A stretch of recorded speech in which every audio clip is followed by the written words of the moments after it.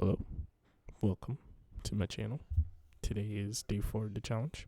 If you're new here, my name is Olive, and this is a blog channel kind of that I will evolve maybe in the future to be more of like a deep dive into video games and stuff. But like this is a blog channel that's just for me trying to become a really really good game developer. I am a beginner right now.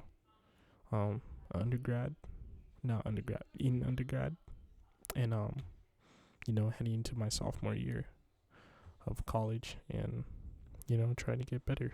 So, hope my progress is steady and stuff. So that's why I'm doing this 30-day challenge and stuff. And yeah, today's day 4 out of the 30.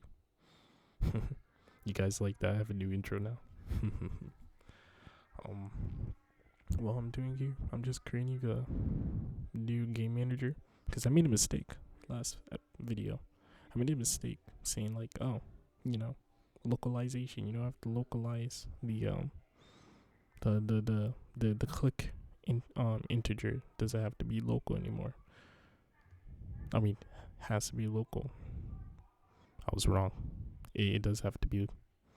It does not need to be localized. The whole point of me making like these managers and stuff like that is like so I don't have to localize my clicks to one node, to one scene.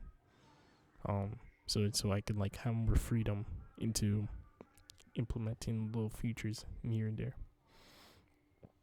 With that being said, I'm very grateful for having tools, resources to for me to like learn by myself, because I'm a pretty self-directed learner. In that case, so let me go on Google. So here, yeah, a self-directed learner is a learner. So yeah, it's really just means that like I take responsibility of my own learning, and like identifying like what I need, the resources, evaluating my progress. It's like all my learning is just all me, and I see that like I learn the best when it's just all me, for the most part. I'm a guy that's pretty alone, that likes being alone. So like I like working alone, Not saying like I can't do good in groups. I just prefer to be alone. I think I work better alone, especially if you're like not even talking to me. Which is weird part. Like I could work in a group, but if I'm around people, I could work alone. But if I'm around people, it's like the flow is just not there. I don't know why. I don't think it's an anxiety thing. No, maybe it is. I don't think so, because I was able to. But whatever. Yeah, just I feel gratitude for like having resources like YouTube, Reddit, Google, Stack Overflow to like help me with things like this, to learn by myself, because it's not like my college is like has like a game development major that I can just switch to. No, I gotta do this all by myself, so I'm really grateful for that. Yeah, I'm going in with like more longer styles of like workflow. Now that like we're heading deeper and deeper, I think that I should invest more time into out of the day to just do game dev stuff, since I'm starting to build up the habit to just do it, just do the game dev stuff like at least 10 minutes, not at least 10 minutes, at least 20 minutes per day. And it's been going well, but I think I need like bump that up just a little bit. Today I did like around 30 minutes, give or take, of a game dev. I pause a lot frequently, in these videos. So like it's probably good like show up as 10 minutes. But yeah, I feel like I need to bump that up just a little bit more, like just adjust my time into it. Yeah, me being this beginner, it got me like thinking about like, oh, while I'm like learning things, these are like things that I'm like learning above my pay grade. Like I'm learning about a little bit about like what a singleton is.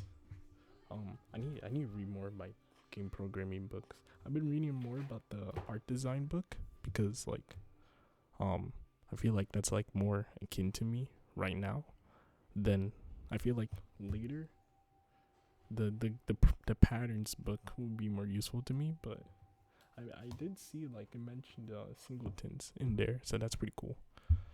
Because like the resources, the YouTube videos I was watching, they were like, oh yeah, it's singleton. I was like, what the heck is a singleton? So I hope I get good at it before I have to take it for like, I don't know, like a software engineering class, or like data structures.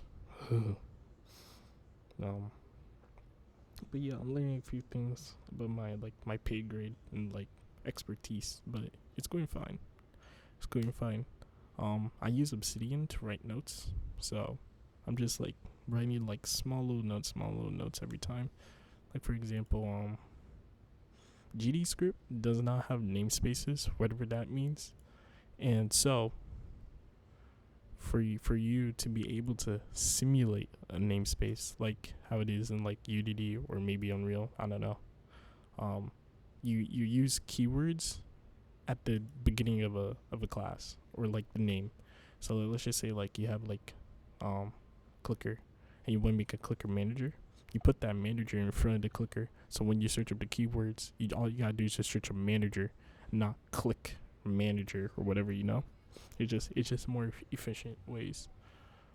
Another thing I kind of learned was when you're making scripts in Godot or in a game, a reason why you will make a script in Godot as like an entire node instead of like a class is because you have access to signals, and signals are very, very, very powerful. You know, I keep saying, you know, I think that's like a flirt word for me.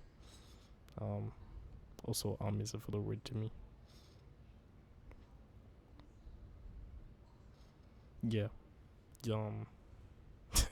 Keep saying but yeah, signals are very powerful, as you guys probably know by now. That signals, they just help, you know, connect things, to connect scripts and stuff, and that's pretty cool. It's a very Godot thing, I think. I don't think there's signals in like, I don't think there's anything like signals in Unity or in Unreal. I don't know for sure. But yeah, that's why at the end of the day I chose like Godot, because I feel like Godot's like very, very I feel like Godot's like somewhat of the future for indie devs, especially for me. I feel like I want to work in gameplay programming. I think like as a programmer side, I want to work in gameplay, and I think like the best engine for indie devs will be Godot for the future, especially for 2D. 2D right now is Godot. Don't use Unity unless you're using like, you know, a little like, you know, 3D game. I would use UDD for a 2D game though. VR games, I think Unity, but Unreal you use like 3D if you really want to be like that person that makes like these AAA beautiful assets type of games, you know. Then use Unreal. But I feel like Godot is becoming like, especially since it's open source, I feel like Godot is gonna be like a very, very powerful engine in the market, and it's gonna be the number one engine in like give or take in a couple of years. Mark my words. So that's why I'm starting off here, especially since it's like an easy language to learn. Like I don't even have to put semicolons at the end, unlike Java, so that's pretty cool. Yeah. Time management.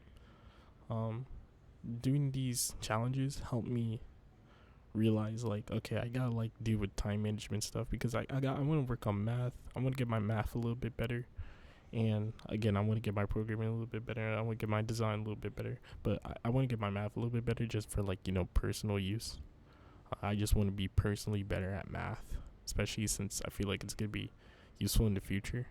Mathematics, not maths, but mathematics. So calculus, linear algebra, stuff like that. Again, I was never really like the math guy, so that's gonna be a challenge. So that's why I need to like start learning how to like create systems to mark my to avoid those time management issues and to actually be productive. Because like I'm at this point that I'm like, okay, I don't feel like it, so I don't do it. But now, like, I gotta create systems, so even though I don't feel like it, I'm able to do it. Seems like we're at the end of the video too. So hope you guys enjoy. Leave comment down below if you got any like critiques, like anything you could say that can improve me or improve others. This is the space, and yeah, see you guys tomorrow. Day 4, baby. Let's go.